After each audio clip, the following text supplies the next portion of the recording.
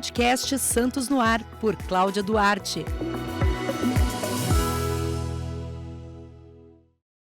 Olá, bem-vindos ao Santos no Ar, o podcast que tem o objetivo de valorizar o empreendedor e também servir de inspiração para quem tem o sonho de empreender. Eu sou a Cláudia Duarte, jornalista, e hoje eu estou aqui com a Márcia Rodrigues, que é médica e empresária também, né, Márcia? Seja bem-vinda. Exatamente, Cláudia. Eu acho que as pessoas às vezes até falam no meu nome e já falam na empresa, não é verdade? Exatamente. Que já tem mais de 20 anos. A Márcia hoje tem mais de 20 anos já. Mais de 20 anos. E como é que foi que você construiu aí essa trajetória que exige tanta dedicação, né? Porque a medicina e também uma clínica que é uma empresa, né, de saúde. O que a gente costuma falar, eu dou bastante aulas para as pessoas que estão começando a fazer clínicas de vacinas, principalmente a nível de Brasil. Hoje a Marsaúde é uma das 10 maiores do Brasil, Cláudia, não sei se você sabe disso, né? Não sabia. E então a gente acaba dando aulas do que é necessário. Então a primeira coisa é capacitação. A gente não pode começar nada sem se capacitar. Eu acho que essa é a palavra-chave para quem quer empreender ou para quem quer fazer qualquer coisa na vida. Você é jornalista, você primeiro foi se capacitar. Sim. E antes de você se capacitar, você foi fazer o quê? Ver se você tinha dom, se você tinha as características necessárias para fazer aquela profissão ou exercer aquela atividade que você estava pretendendo exercer. Então, essa é a primeira coisa, ter aptidão. É muito difícil você ter pessoas que têm aptidão para medicina e para empresariado também. São coisas muito difíceis de coexistirem. Não sei se você já percebeu isso, mas é difícil um médico empreendedor. Sim, falo isso direto aqui. Temos alguns em Santos, né? O Roberto Chiniachi, que era um médico, né? É um médico psiquiatra, que também fez a faculdade de administração. E nas aulas deles, até uma oportunidade, se você tiver de entrevistá-lo, conversar com ele, é uma pessoa muito Eu entrevistei brilhante. várias vezes ele já. É maravilhoso, né? Ele é maravilhoso. E ele fala que todo mundo deveria estudar um pouco de administração. Desde a dona de casa, que ela tem que administrar as compras que ela vai fazer, como que ela vai administrar aquele dinheiro que ela tem, as refeições que ela vai fornecer para a família dela, o tempo que ela tem do dia. E nós não temos essa formação nenhuma nas faculdades de medicina. Então, em relação à medicina, ele fala como é que você vai abrir o seu consultório, porque não deixa de ser uma empresa, uma microempresa, mas é um consultório onde você vai ter funcionários, você vai ter despesas, você vai ter ganhos e despesas, diferente que hoje a maioria dos médicos acabam fazendo o quê? Sendo funcionários. Estão trabalhando para hospitais. É difícil você ver um médico que está trabalhando de forma empresarial até a nível de consultório. Para ele mesmo, né? Para que ele trabalhe para ele mesmo conseguir conquistar as coisas. É né? muito raro. A maioria hoje prefere, se for possível, se tiver que fazer um trabalho particular ou de convênio, alugar um consultório. Ou seja, ele não quer sequer administrar o próprio consultório. Por quê? Por falta de formação básica nessa área e também porque as características de ser médico são diferentes. Então, essa é a primeira coisa, você ter as características para ser empresário e depois você se capacitar. Então, eu senti a necessidade, eu trabalho com adolescentes, sou pediatra especialista em adolescentes e comecei a ver que não existiam as vacinas para os adolescentes. Então, você tinha, quando eu tenho mais de 30 anos trabalhando com adolescentes, a gente não tinha sequer vacina para cachumba, que era uma das maiores causas de esterilidade masculina naquela época. Então, eu senti a necessidade de trazer a vacinação específica para os adolescentes. O Programa Nacional de Imunizações nunca teve isso. E aí, então, começou muito pequeno, dentro de uma necessidade, que é outra coisa importantíssima para quem vai empreender. Então, além de você ter a aptidão para isso, você empreender dentro de uma necessidade daquele serviço. Então, é tipo vender gelo no Alasca, talvez não funcione. Então, você também perceber qual é a necessidade da sua população e você, então, buscar um negócio que vá de encontro às necessidades daquele momento. Eu entrevisto vários médicos aqui e essa é a dor do médico, da questão de não ter, durante o curso acadêmico, essa questão de ensinar a empreender. Não tem ainda isso, porque é uma demanda, né? Isso daí as faculdades deviam colocar alguma matéria de administração, enfim, porque é claro que o médico ele quer cuidar, né, do outro, mas ele sai da faculdade e ele tem que começar a empreender de alguma forma para poder ganhar dinheiro, né? Exatamente. Na odontologia, por exemplo, meu marido é dentista, né? Eles não sabem nem que eles vão ter que comprar aquele monte de material para usar, montar um consultório. Então, isso é bastante difícil. Não tem mesmo. Eu fiz USP. Na USP, você pode escolher as matérias, você faz a matrícula por matérias, tem as matérias obrigatórias da medicina, obviamente, mas sempre tem uns buraquinhos para você escolher alguma matéria adicional que pode ser de outra faculdade dentro da USP, quer dizer, que não precisa ser na faculdade de medicina. Uhum. Na época, estava começando informática, eu fui fazer informática na Poli. Mas você pode escolher, por exemplo, administração, você pode escolher uma língua diferente, enfim, mas não faz parte do currículo obrigatório. Então, eu tive que complementar quando eu vi a necessidade, quando o negócio começou a melhorar, eu precisei me capacitar. E eu fiz minha capacitação no Sebrae. O Sebrae é um excelente local para você se capacitar e você pode se capacitar por módulos. Então, você tem todo um sistema de gestão empresarial, onde você vai fazendo os módulos até que você consiga completar as necessidades que você tem dentro do negócio que você pretende tocar. Você fez USP, quer dizer, uma faculdade que todo mundo quer fazer, né? A melhor. E você acha que essa formação acadêmica é fundamental?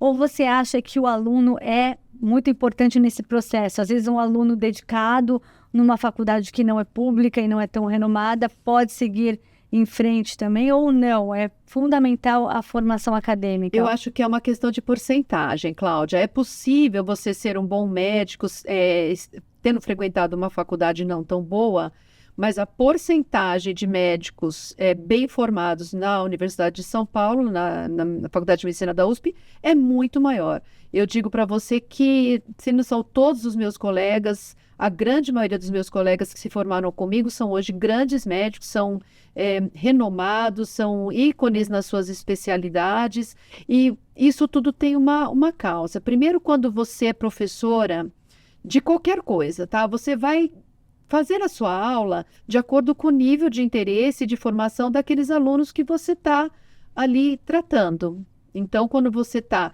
dentro de uma faculdade de medicina da USP, onde você tem uns alunos muito bem selecionados, ou seja, você selecionou os melhores para fazer parte daquela turma, o professor se sente confortável para ir mais a fundo nos assuntos, cobrar mais, e a própria convivência com esses professores, que também são muito renomados, eu falo, gente, tem coisa que eu aprendi por osmose. Eu acho que passando, encostando nos professores, porque eu não sequer lembro de ter tido aquelas aulas. Mas a convivência com eles, você escutar eles conversando, você ver eles tratando todos aqueles pacientes, porque a medicina ela é muito da prática. Então, você está vendo pacientes com diferentes doenças que a gente não vê rotineiramente dos nossos hospitais aqui na nossa região, por exemplo, e vendo esses professores tratarem esses pacientes e professores de múltiplas cadeiras. Então, você tem um paciente que ele pode precisar de um gastro, de um neurologista, de um reumatologista, de um nefro, tudo dentro do mesmo paciente. Aquilo é muito engrandecedor e diferencial, é muito importante esse diferencial. Então, é possível o aluno repor essas deficiências e esses problemas? Mas é muito mais difícil, Cláudia. E o sonho de ser médica sempre te acompanhou, desde criança? Não, eu gosto de criança, na verdade. E, na verdade, eu queria ser professora. Os meus pais são professores, eram professores, né? Meu pai era diretor do Senai aqui de Santos por mais de 30 anos, professor Antônio Carlos. A minha mãe era professora de educação física, especialista em educação especial, e chamava Lucília, e eu sempre, então, achei muito importante toda essa parte de formação, enfim.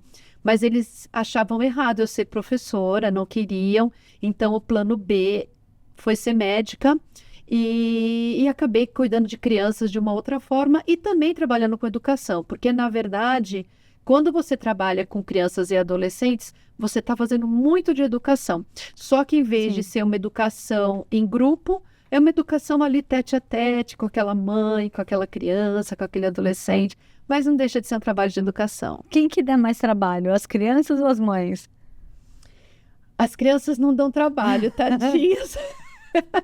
Eles começam a dar trabalho quando eles deixam de ser crianças, né? Mas é que criança fica doente mais, né? Porque vai para escola, a primeira escolinha, acaba pegando mais coisas para formar o sistema imunológico, né? Sim, não, o nosso trabalho prático é com a criança, mas... de cuidar da saúde, não é? Sim, de cuidar com a saúde, mas o grande problema hoje são realmente as mães. Então, você tem uma geração nova que tem uma capacidade de frustração muito pequena. Então, elas falam, não, mas eu vou ter que cuidar, ainda vou ter que cozinhar. Como assim? Eu vou passar a noite sem dormir. Mas eu tenho que acordar de manhã para fazer o café da manhã do meu filho? São coisas assim que... Antigamente não era tão óbvio isso, né? Chocam e doem você escutar uma mãe falando isso, sabe? Assim, de que ela não quer abrir mão do seu conforto, dos seus momentos, do seu lazer, do seu sono, da sua diversão, para cuidar daquela criança. Então, hoje nós temos crianças que estão muito abandonadas. De novo, não são todas, existem exceções. A gente tem mães maravilhosas, como você, que sempre fez tudo pela Cacá, não é? Sempre abriu mão de tudo por ela, largava tudo para cuidar dela. Mas, assim, infelizmente, é muito grande a proporção de crianças que saem de casa sem café da manhã porque a mãe não acorda pra... Que coisa. E a maternidade é uma doação, né? É que eu também não sou dessa geração, né? Eu fui uma mãe antiga. não precisa falar, né, Cláudia? Eu fui mãe com quase 40 anos. E minha filha tem 17. Eu acho que é uma geração mais jovem que tem essa facilidade, né? Teve mais facilidades e hoje em dia estão mais resistentes às frustrações. Até as próprias crianças também, né? Sim, é verdade. Então, tá difícil de lidar com as mães. Tá muito difícil. Agora, você concilia hoje, depois já de 30 anos, você falou de formado? Vai, mais 89 de 30. eu me formei, nem sei, perdi as contas já. Eu me formei em 91. Então, você hoje em dia consegue equilibrar a sua agenda para poder ter qualidade de vida? Porque eu vejo que você tem a sua família em Portugal, enfim, viaja mais. Você Agora consegue... tá muito mais fácil, né, Sim. Cláudia? Assim, se você pensar que eu fui médica e criei 3 filhos... né? E não tinha essa rede de apoio, que todo mundo fala, rede de apoio, que rede de apoio, que nada. Isso não existia, né? A gente estava falando do calorão que tá. O pessoal, não pode ter ar-condicionado. Já não tinha ar-condicionado no meu tempo, a gente ia para a escola e passava aquele calorão, enfim. É verdade. Né? Então, eu acho que... E sempre se entrevistava muito, a própria Tribuna sempre fez muitas entrevistas assim, como que a mulher consegue conciliar... família com trabalho, nunca entrevistavam médicas. Eu falava assim, por que não entrevistar médica? A gente tem que dar plantão, a gente não tem hora para sair do consultório, quem é que vai buscar o filho na escola, né? Então, assim, isso tudo é muito complicado para quem é médica, acho que mais do que para quem é empresário, porque o médico, ele não tem horário. Você não tem médico de folga, não tem médico de férias. O médico, ele é médico 24 horas por dia. Se alguém cair duro aqui agora, eu vou ter que trabalhar, vou parar aqui e vou trabalhar, enfim, né? Tá nascendo um bebê, não tem como eu falar assim, olha, bota uma rolha aí que eu tenho que amamentar meu filho. Até no avião, né? Você tá indo viajar, se alguém passa mal no avião. Mal. Então, não existe médico de férias. Não existe isso, né? A gente é médico 24 horas por dia. E 3 filhos, eu achei que você tivesse ido... Eu vou contar até pra minha filha, porque ela entrou em medicina agora e fala que quer ter 3 filhos. Eu falo, não vai. Quem é médico não consegue ter 3 filhos. É muito complicado, né? Hoje em dia, ter 3 filhos em qualquer profissão é muito complicado. Sim. Mas aí você tem que se organizar muito bem e começa a parte administrativa disso daí. Então, muitas vezes eu falo, vejo as mães hoje, eu como médica, e elas tendo dificuldade, por exemplo, em organizar o almoço e o jantar dos filhos. Eu falo, mãe, então cozinha uma vez, come 2, organiza as compras da casa, faz compra do... Eu com 3 filhos adolescentes, eu tinha que encher a geladeira no domingo e na quarta-feira, porque a quantidade de comida que eles comem é um absurdo. Os 3 atletas, né? Então, é aquele monte de comida. E a gente tem que se organizar. Eu pergunto para a mãe, às vezes, o que você almoçou? O que teu filho comeu hoje? Ela vira para o filho e fala, o que você almoçou, filho? Que você não sabe, né? O que o filho comeu? Como é que ele está se alimentando? E o planejamento e a organização são básicos, São básicos. Então, isso talvez já fizesse parte da minha veia administradora. Hoje é muito mais fácil. Veja bem, eu sou vó, na verdade, não é mais 3 filhos, eu tenho 4 netos, né, Cláudia? E 4 netos em diferentes países do mundo. Tenho uma neta na Holanda, 2 netas em Portugal e um neto no Brasil. Eu falo que eu moro no avião e continuo sendo empresária. E aí vem a outra parte do empresariado que você também tem colocado muito nos seus programas, muito bem colocado, que é você formar a administração da sua empresa para que a sua empresa não dependa totalmente de você. Abílio Diniz fazia isso. Quantas empresas que ele não tinha e ele conseguia tocar a vida dele em termos de saúde, em termos de família, em termos de viagem, porque ele não precisava estar presente ali o tempo todo. Eu acho que o empresário tem uma hora da vida dele que ele tem que ficar na arquibancada olhando o jogo, né? Que ele tem que, se ele conseguir fazer isso, alinhar a equipe dele, ele fica lá na arquibancada só dando uma olhada como é que tá o jogo e na hora que precisa realmente ele entra em cena. Mas é importante saber delegar e saber alinhar uma equipe para você, mesmo de férias, o negócio continuar andando do mesmo jeito. Eu não tiro férias, né, Cláudia? Tira essa palavra daí, porque eu sou empresária como médica o tempo todo. Na verdade, eu mudo de país. Hoje em dia, com o teletrabalho, que a gente estava conversando aqui, né? Eu estou em Portugal, mas eu não estou de férias. Então, eu continuo trabalhando, administrando a clínica à distância, atendendo os meus pacientes, seja em teleconsulta, seja nas demandas que eles podem ser necessárias. Então, eu estou presente o tempo inteiro, tanto nas decisões de compra, nas decisões de que vacinas as pessoas devem tomar, que nem agora com a dengue, o tempo inteiro. Tomei a vacina Dengvax da Sanofi há 8 anos atrás. Tem que tomar um reforço da Qdenga agora? Quem que vai dar essa resposta? Não pode ser o pessoal da enfermagem, não pode ser o pessoal da recepção. Tem que ser um médico. Então, isso é uma coisa muito importante. A gente hoje fala assim, por que não tem uma clínica de vacinas em cada esquina? Pet shop tem em todas as esquinas, porque é um ótimo negócio. Então, primeiro que vacinas não é um bom negócio. Se fosse, teriam várias clínicas. A gente vê clínicas fechando o tempo inteiro. Só que a gente tem que gostar muito do que a gente faz para que a gente possa continuar fazendo aquilo, mesmo que o retorno financeiro não seja tão grande. E aí você tem que ensinar a população de que vacina não é comércio, que vacina é um serviço e que você precisa procurar um bom serviço. Mesmo quando você vai tomar uma cerveja, tá?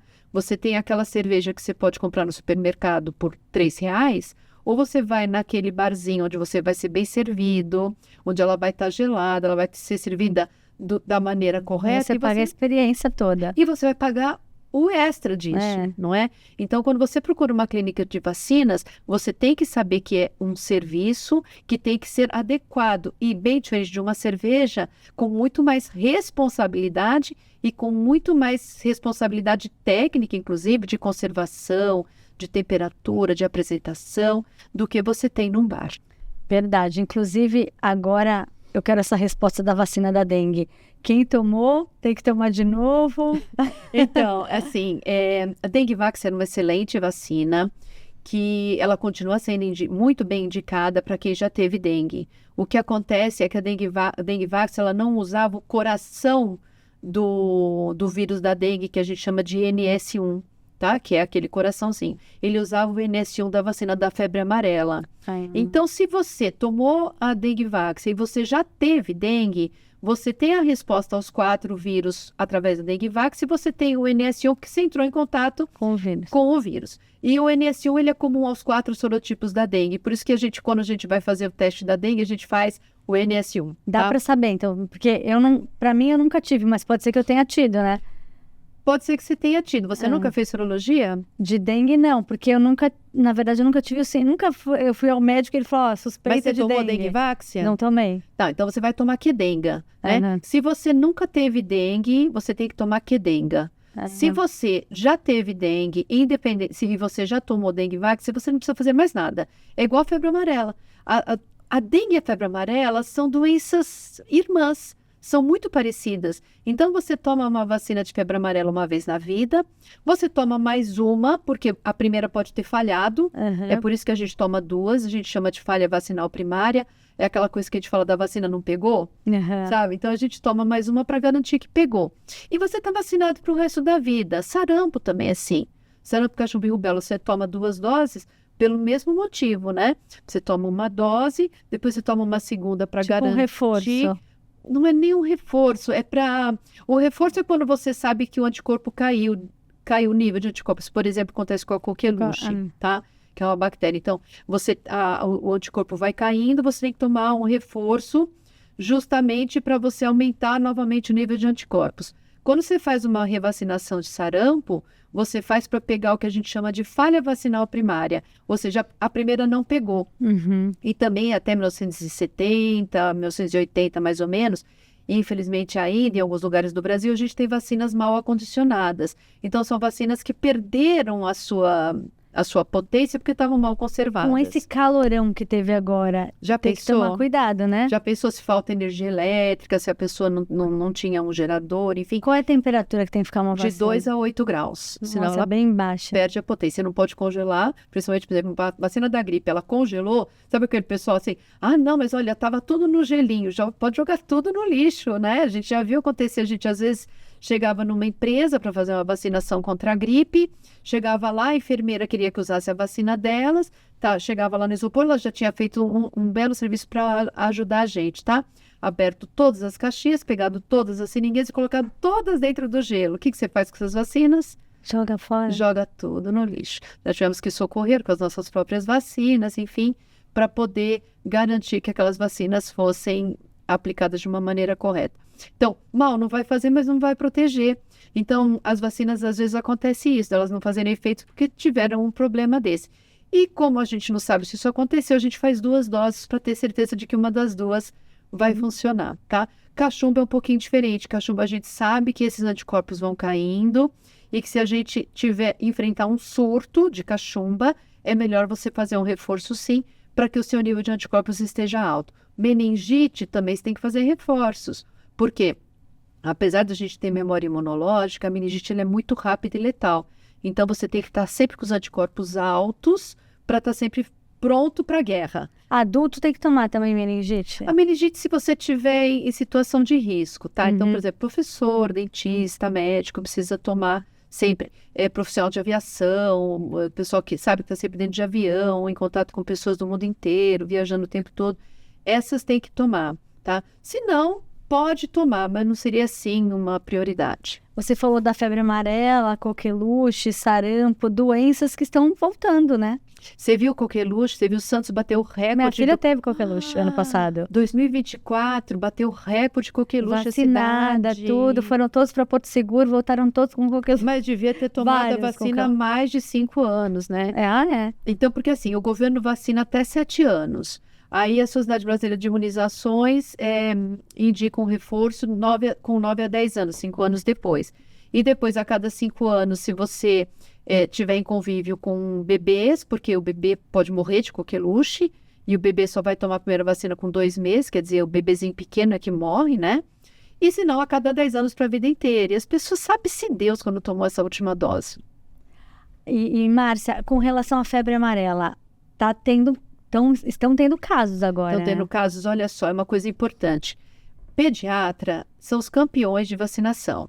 Então, todo pediatra tem aquela preocupação de pegar a caderneta, orientar, colocar a vacina na receita. Todo pediatra tem esse cuidado muito grande. Mas a maioria das crianças com mais de 5 anos não vai no pediatra há mais de 2 anos. Adolescentes há mais de 3 anos. É porque a mãe acompanha aquela carteira, mas depois de uma idade, agora eu nem sei onde está a carteira de vacinação da minha filha. Mas o médico de adulto, o médico de adolescente nem pede carteirinha. Sabe? E não olha. E eu que sou médica de adolescente peço as carteirinhas, e aí a febre amarela é campeã de não vacinação.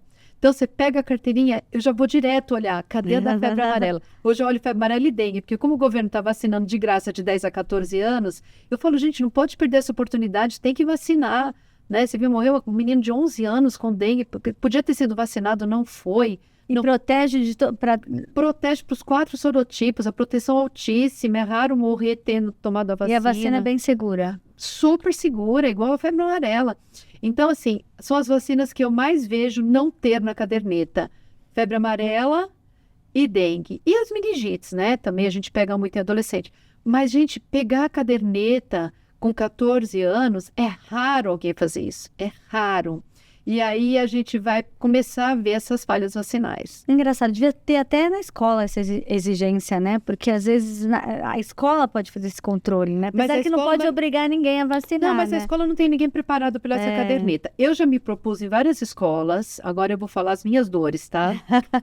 Porque você tem que entregar a caderneta na escola. Mas eles pegam o xerox da caderneta e grudam no prontuário, tá? Às vezes pede um papel do posto de que está com a vacina em dia. Mas nem todas as vacinas, por exemplo, você pegar um adolescente de 8 anos, uma criança de 8 anos, ela vai dizer que está em dia, mas não tomou a vacina da dengue. Porque a vacina da dengue no governo é de 10 a 14, mas na bula é a partir de 4 anos, ela poderia ter tomado. Bom, já pedi para várias escolas, deixa eu ter acesso a essas cadernetas, eu gratuitamente vou fazer um levantamento, até para poder publicar isso, né, em revista científica, levar para congresso e tal. E eu só vou escrever para a mãe, olha mãe, falta essa e essas vacinas, essa tem no posto, essa não tem. Simplesmente informativo. Os diretores da escola não querem comprar essa briga, elas acham que as mães vão se sentir invadidas, vão se sentir pressionadas. Politicamente hoje está muito dividido, então os mas pró-vacinas... é uma prescrição de serviço, né? Não querem. Eu não consigo entrar nas escolas fazer esse serviço, Cláudia. É porque às vezes até a mãe gostaria de ter esse aviso, né? Olha, tem isso, aquilo. Pois é, não querem. Os diretores têm medo da reação dos pais, porque como são escolas particulares, isso é uma coisa em Portugal que é maravilhosa. As minhas netas estão numa escola particular, mas as escolas lá são público-privadas, né? São parcerias públicos-privados, são parcerias. Então, apesar de elas estarem numa escola particular, as pessoas pagam de acordo com o seu ganho. Então, você tem que entregar o seu imposto de renda, né? O seu IRS de lá, e aí cada um vai pagar de acordo com a renda familiar. Então, estudam com as minhas netas, desde o filho de um funcionário muito pobre até um muito rico. Só vai diferenciar o quanto ele está pagando na escola. Então, os uniformes são os mesmos. Então, você tem realmente as mesmas oportunidades. E aqui no Brasil não é assim. Então, quando você tem uma escola particular e os pais estão pagando muito, parece que eles são donos da escola e podem mandar. Ah, porque ele está pagando mais, então ele se acha mais um direito. Se acha mais dono. Se a escola for mais cara, então ele é mais dono, porque ele paga muito por aquela escola. Tá então vendo? Sempre vai ter algum problema. Gente, é muito complicado. E lá não. Você vê essa igualdade, sabe? É uma coisa assim, de igualdade até de formação, ou seja, realmente de todos oportunidade. vão ter a mesma formação, todos vão ter a mesma aula. Então, você já está lá na base querendo igualar as pessoas, não é? Então, Sim. isso é uma coisa muito impressionante, não só em Portugal, mas na Europa como um todo. Bom, como a gente falou aqui, o médico tem essa dificuldade de ter essa visão de mercado, né? De ter essa visão empreendedora. Na sua clínica, como é que você faz hoje em dia? Você consegue delegar? Como é que você avalia se o paciente, se as crianças vão ser vacinadas ou os adultos também que tomam vacina lá? Que hoje em dia a terceira idade também tem que tomar vacina, né? Herpes zoster, enfim, todo mundo precisa de vacina. Como é que você avalia se o profissional, ou se o seu cliente está satisfeito, enfim? Primeiro que a gente precisa ter treinamento, essa é a primeira coisa. Então, o treinamento em todas as áreas são importantes, mas na enfermagem mais ainda. Então, a primeira coisa, a gente só trabalha com enfermeiras. Antigamente era enfermeira padrão, né? Elas ficam muito bravas, porque não, ou você é enfermeira ou você não é enfermeira, né? Ou você é técnico ou você é auxiliar. Então, a gente trabalha com enfermeiras. Então, elas têm todas nível universitário, todas passam por treinamento, todas começam conosco como estagiárias. Então, nós fazemos toda a formação da nossa mão de obra lá mesmo na clínica. Então, nesses 20 anos, nós formamos mão de obra. Como nós fizemos agora nossa festa de 20 anos, a gente falou isso lá na festa, né? Uhum. Nós fornecemos mão de obra para as outras clínicas de vacinas e até para o governo. Hoje, a chefe da imunização da Praia Grande, né? Ela, que chama-se Soraya, ela é formada por nós. A chefe do Hospital de São Vicente, formada por nós. Então, nós somos uma escola de vacinação. A gente está muito feliz com isso. E outras clínicas de vacinas que também tem clínica na Praia Grande, tem uma clínica na Praia Grande que a proprietária trabalhou conosco foi formada por nós, e uma outra clínica onde a enfermeira responsável também foi formada por nós. Olha só que bacana, né? Então é legal, porque a gente faz essa formação de mão de obra não só para nós, mas para as outras clínicas da região. Então a gente tem essa coisa de formação. A nossa enfermeira-chefe, que é a Daniele, é excelente. Ela é meu braço direito. Eu falo assim, eu não conseguiria trabalhar hoje se não fosse ela. Eu não poderia ir para Portugal, porque eu tenho que ter esse laço de confiança muito grande, que ela está ali olhando as pessoas. E a gente estava falando sobre educação. A gente também tem esse olhar sobre os profissionais. Então, ela tem essa característica de liderança e de organização que eu também tenho, e a gente tem que saber colocar essa pessoa naquela posição, né? E, ao mesmo tempo, fazer os controles de qualidade. Então, todo paciente que é vacinado na clínica recebe no dia seguinte um WhatsApp perguntando como você foi atendido, aconteceu alguma coisa, tá tudo bem. Então, a gente tem esse controle de qualidade, esse canal de comunicação para que as pessoas entrem em contato conosco. E a gente tem a avaliação espontânea, que hoje é o Google, não é? Então as pessoas colocam lá as notas, e se a gente tem alguns 1 ou 2 é de atendimento telefônico não atendido na época do surto de meningite, lembra? E de gripe, então o telefone não parava, a gente não conseguia atender. As únicas críticas que a gente tem são especificamente dessa época e de não conseguir atender a demanda, né? Esses picos de demanda que são realmente bastante complicados. A gente entende o desespero da população nessas épocas. E a atualização é sempre, né? O médico tem que se atualizar sempre. Sim, não só os médicos, mas as nossas enfermeiras também. Então, todas elas vão nos congressos de imunização, que acontece agora, foi no Recife, elas foram comigo, então sempre vai uma em cada formação. Então não dá para ir no brasileiro, vai no paulista, para que todas possam vir. A gente não pode deixar a clínica sem ninguém, né? E aí a gente vai fazendo as formações durante o ano todo para que todas estejam atualizadas. Márcia, já estou me estendendo aqui, nosso tempo já acabou, uma pena, passou muito rápido. E eu sempre termino o nosso bate-papo com uma pergunta, com alguma dica para quem quer seguir na sua linha aí, na sua carreira. Quem está começando, assistindo a gente, que está fazendo medicina, enfim. Então, acho que a primeira coisa é capacitação. Então, se capacite naquilo que você quer fazer. Se prepare, porque aí você vai estar preparado para todos os desafios que você vai enfrentar, que são muitos. E se for medicina especificamente, não faça medicina se você não adorar estudar, porque você vai estudar a vida inteira e cada vez mais. Com certeza. Muito obrigada pela sua participação. Lembrando que temos episódios novos do podcast Santos no Ar todos os domingos, no YouTube, no Spotify e também no site da Tribuna. Muito obrigada pela audiência e até a próxima. Podcast Santos no Ar, por Cláudia Duarte.